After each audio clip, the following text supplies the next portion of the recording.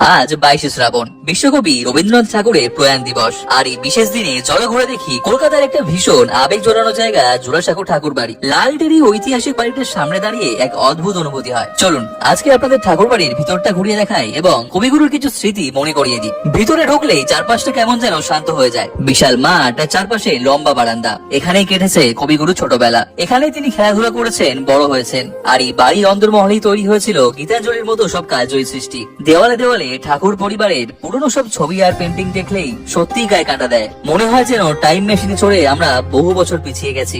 রয়েছে সেই ঘর যেখানে কবিগুরু তার জীবনের শেষ দিনগুলি কাটিয়েছিলেন। 1941 সালের আজকের এই 22শে শ্রাবণেই তিনি এই জোড়াসাঁকোতেই শেষ নিঃশ্বাস ত্যাগ করেন। রুমটার দিকে তাকালেই মনটা কেমন যেন ভারী হয়ে ওঠে। কত ইতিহাস লুকিয়ে রয়েছে এই দেওয়ালগুলোতে। 22শে শ্রাবণের এই দিনে কবিগুরুর স্মৃতির প্রতি রইল আমার গভীর শ্রদ্ধা।